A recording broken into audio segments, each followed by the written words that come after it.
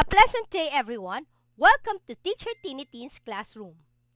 English 10 Quarter 3 is all about argumentative essay, and our goal is to compose an argumentative essay. So, since our goal is to compose an argumentative essay, we have two parts of this lesson. So, the first part is all about creating a thesis statement. And to be able to achieve it, the following objectives would help. First, explain the purpose of thesis statement. Identify qualities of good thesis statement. And third, last, we have to create a thesis statement. So what is a thesis statement? Thesis statements are basically signposts telling the reader on what the essay is about. When we say signpost, it is like a roadmap, telling us or guiding us on what to write. It also summarizes the central points of the text. So all of our arguments, all of our evidences can be summed up or can be generalized in our thesis statement.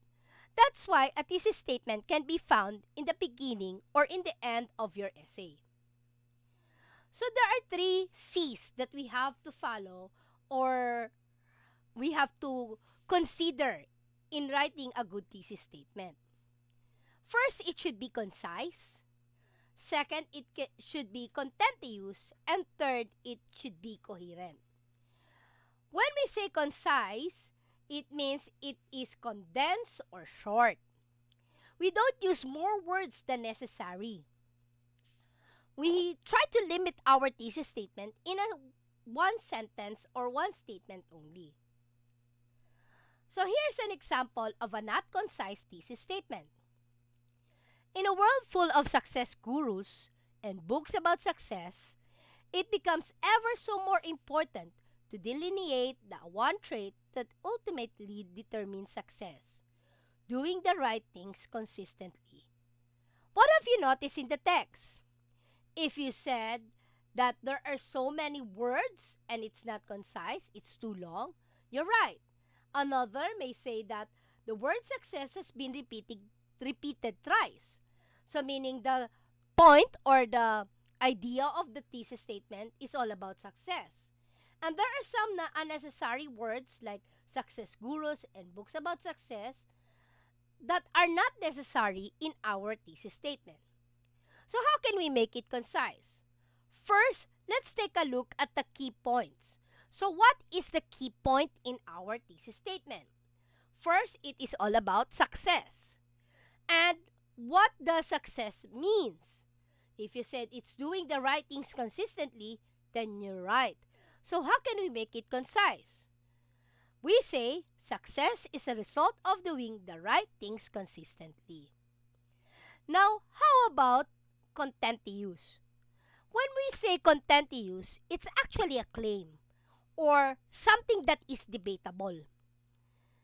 It requires further evidence or analysis to back up. Remember that our thesis statement is our signpost. So meaning all our evidences should be based on our thesis statement. Let's take a look at an example of a not content-use thesis statement. Drinking too much soda is bad for your health. We all know that it is true. Too much soda means too much sugar, and too much sugar may lead to different illnesses like diabetes. So how can we make it content-use? We can introduce a different point or a claim on how we can make it content-use. Example, the size of sodas ordered in fast food restaurants should be regulated by the government. This is content-use because as of the moment, the size of sodas are not regulated. There is no law passed by the government regarding the sizes of sodas that people can order in fast food restaurants. Another C that we have to take note of is the word coherent. When we say coherent thesis statement, it means it is clear or meaningful. It must be supported and explained in the rest of the paper. Remember that our thesis statement should be clear, meaning our idea or our point is very clear, and that we do not, okay, we do not divert to the topic that we want to focus on. An example of a not coherent thesis statement is this: the key to successful dieting is focusing on a specific goal, which is also the key to successfully running a business and coaching a football team. If you would notice, the second phrase or second clause, okay, which is also the key to successfully running a business and coaching a football team, is not related to the first clause, which is the key to successful dieting is focusing on a specific goal. Thus, to make it coherent, we just simply say the key to successful dieting is focusing on a specific goal. Now, what are the different steps in writing a thesis statement? First, start with the question. Your question should be, what is your stand regarding an issue? Sorry, for example, why did you say that bullying is a social issue? Why do you say that bullying is a social problem? From that, we can now write our initial answer. When you write your initial answer, make sure that your point and your stand are clear. From that, we develop our answer by asking these two questions. First, why is this your answer? And second, how will you convince the reader to believe you? These two questions will help you identify the different evidences that you need to develop in your essay. The fourth one, which is the most important one, is that you have to refine your thesis statement. When we say refine your thesis statement, it means we have to edit it using the three questions. First, why hold this stand? Or why is it this your stand? Second, what the readers will learn from your text. And the third, what are the key points of your argument or narrative? And now let's go to the parts of thesis statement. As we said, the parts of the thesis statement is your point or limited subject. It tells your stand or what the reader will expect from your text. And of course, the controlling idea, which is your stand, states your reason or what you will say about your subject. Now, how do we write the limited subject or our stand? First, what is important in your subject? Second, what is not important in your subject? When we say subject here, we're talking about the topic of your essay. And third, what will I write about the general subject? Example, our topic or our subject is all about bullying. What is important in studying bullying? What is not important in your topic about bullying? And what do you want to write about your topic or subject, bullying? Now let's go to our examples. For example, we have the general subject here, environment. And our limited subject is all about the effects of global warming. Another is fashion. Our limited subject can focus on dressing professionally for work. And the last one is television. Okay, there are so many topics about television, but we can focus on advertisements for children.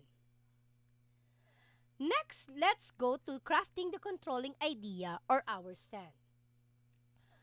Your job when writing a controlling idea is to persuade the reader that your point is valid or reasonable. This means that your controlling idea or your stand is already an argument. It is already a claim. And that everything else you write in your paper will defend your controlling idea. let's have our example. So we have here our limited subject, our controlling idea, and how we can make our thesis statement. Limited subject, for example, is the effects of global warming. Our controlling idea are the effects of global warming will impact the foods people eat. So what can we develop as our thesis statement? Although global warming has many negative effects, the impact on food availability will be the most severe. See here that we focus on the effects of global warming, but we wrote here the word negative. So we're emphasizing the negative effects of global warming to food availability. Another is dressing professionally for work. And our controlling idea is dressing professionally for work is important to getting respect. So our thesis statement can be dressing professionally at work means appearing clean and neat, being organized, and having a non-distracting hairstyle. Now, why is it a thesis statement? Let's see if it follows the 3 C's. The first one, is it coherent? If you said yes, yes, it is coherent. Okay.